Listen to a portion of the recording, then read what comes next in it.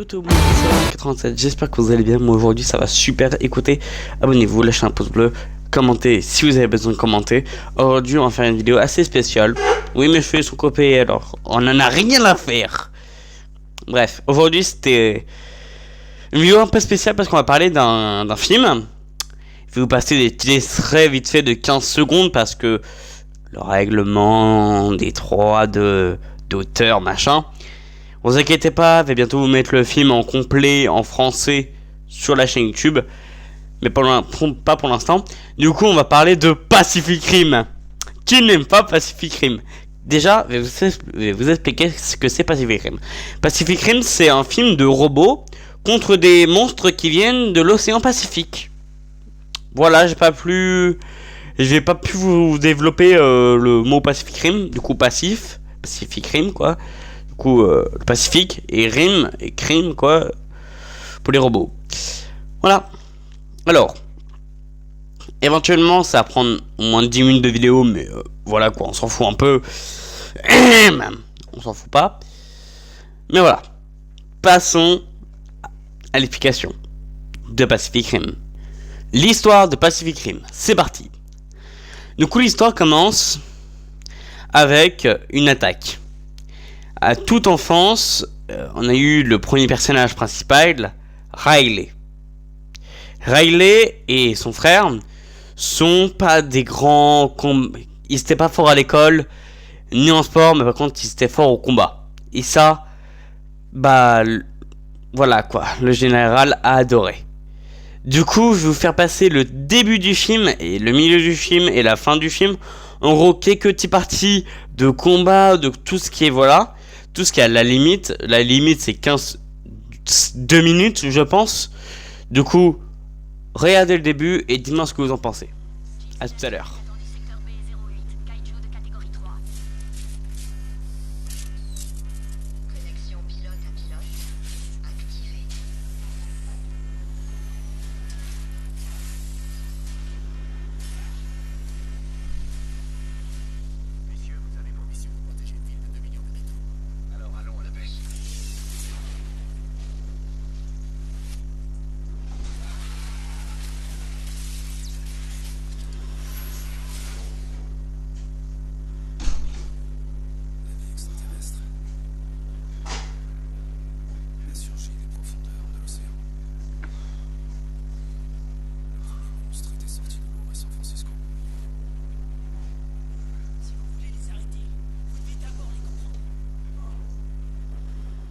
Donc voilà, vous avez bien vu que c'était la fin du monde, que c'était un carnage total, mais que Riley a perdu son frère pendant une grande bataille, et ça l'a marqué à vie.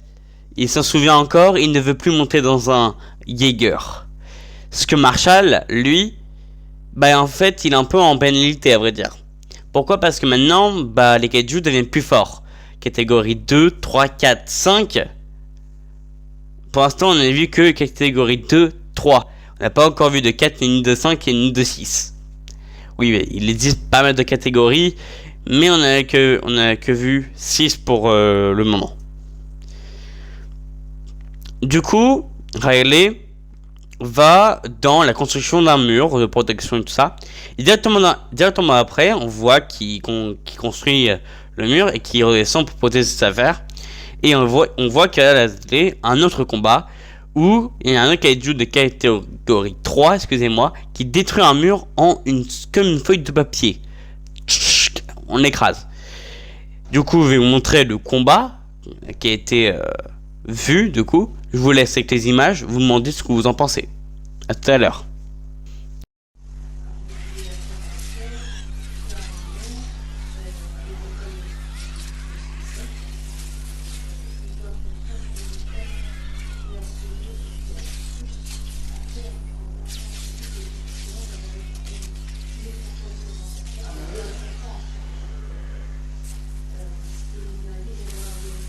Alors on voit bien que c'est le robot le plus rapide sur la page, sur tout ce qui est numérique. Il peut tirer des gros fusils grâce à son torse. Et il a foutu une grande gifle au kaiju, ça l'a foutu à terre. Et il est en train de dire que c'est la 10e victoire de Striker.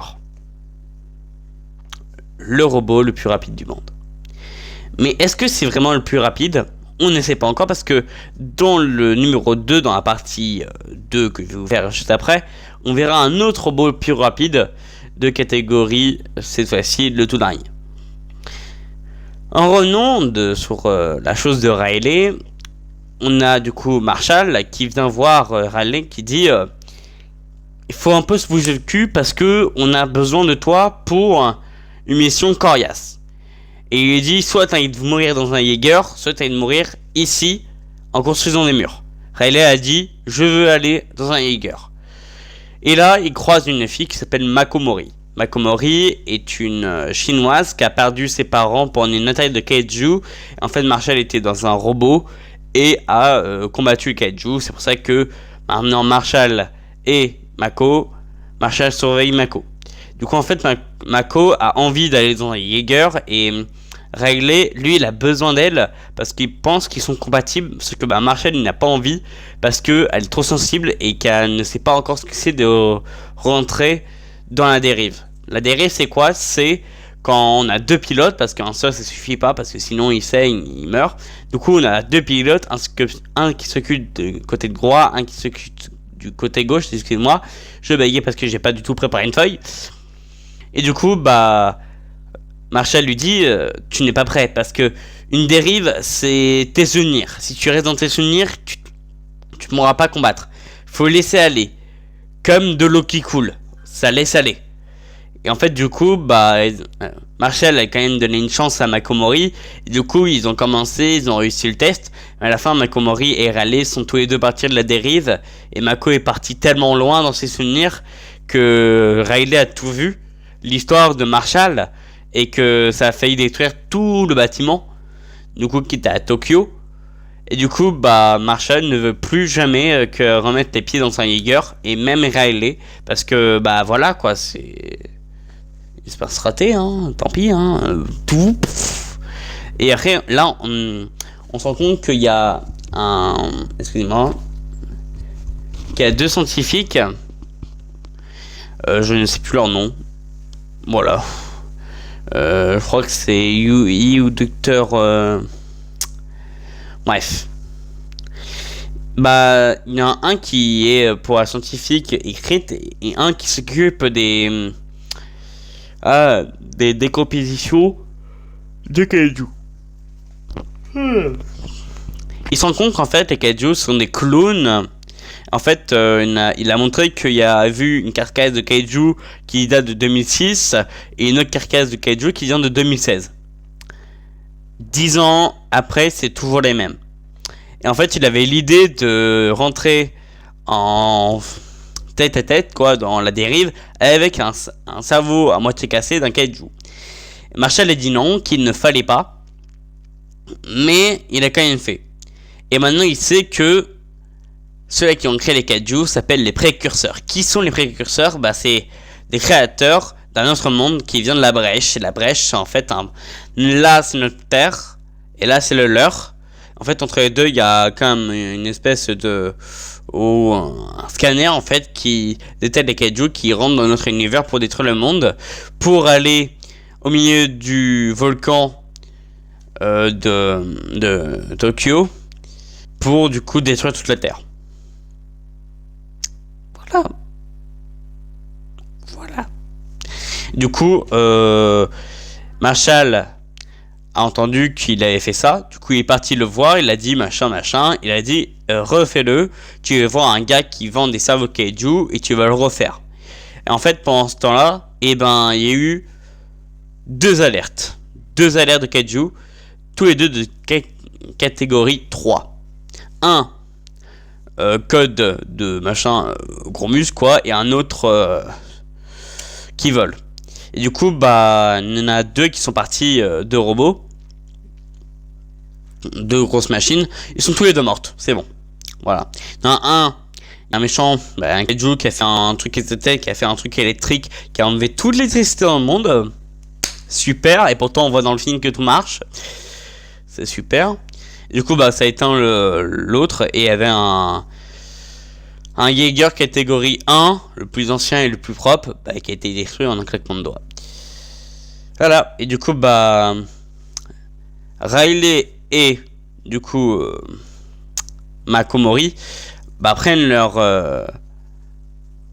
robot qui s'appelle Dixie Ranger. Du coup, ils ont tous les deux défoncé les deux monstres en un coup, en 15 minutes. 15 minutes de film. Il dure 1h combien 1h50 le bordel. Et c'est qu'à la fin qu'on a mis des putains de combats. Excusez-moi du terme. Mais du coup voilà.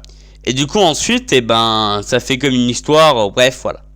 Là on a l'histoire complète à peu près du film. Et à la fin, bah, du coup, bah, ils réussissent à détruire la brèche.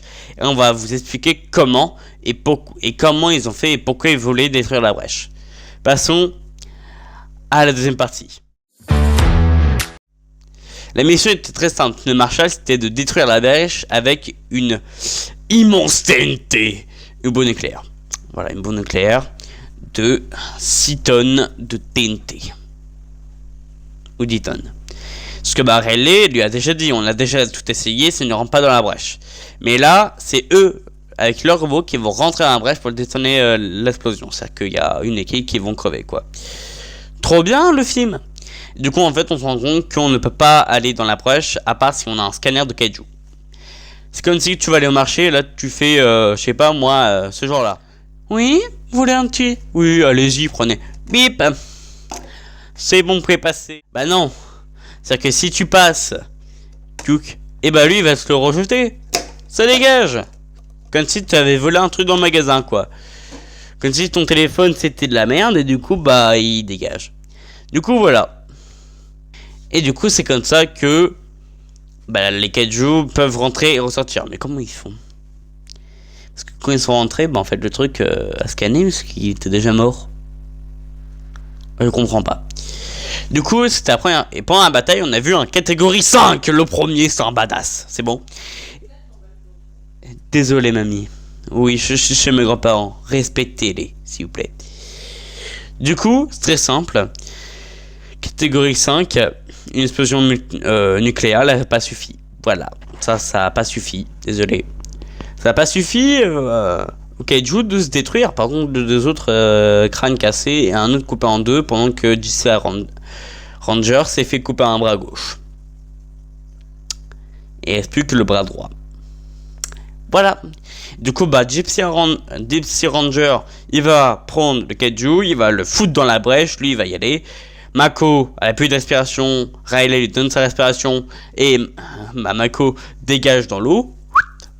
Bah, comme ça, quoi. Hein. Ouf. Excusez-moi, j'en fais un peu trop. Et du coup, bah, Riley lui reste tout seul à détonner la bombe nucléaire manuellement. Parce que numériquement, ça ne veut pas fonctionner.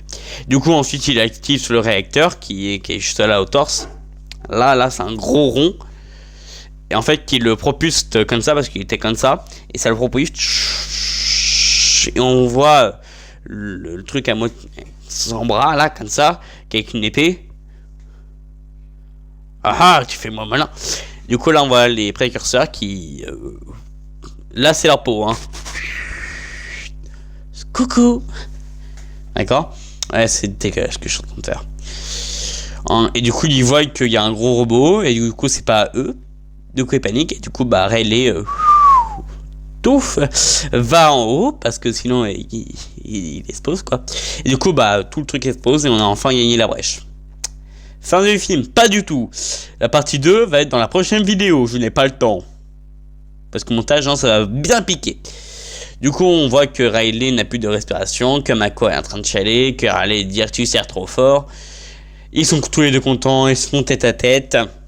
Connexion mentale. Et ils réussissent à gagner, parce que Marshall est mort avec un copilote qui était le fils d'un père. Voilà. C'était le meilleur film. Hein. Je vous ai résolu tout ça en 13 minutes 30. C'est fou, hein. Du coup, bah, en 14 minutes, la vidéo va être s'arrêter. Du coup, c'est en 14 minutes, je vous explique l'histoire de Pacific Rim. Et du coup, dans le 2, je trouve que c'est pas du tout la même chose. Mais comme je vous l'ai dit en début de vidéo, je vous invite à vous abonner, activer la cloche, mettez des commentaires, mettez des petits smileys. Et si vous êtes arrivé jusqu'à là, mettez des smileys robots.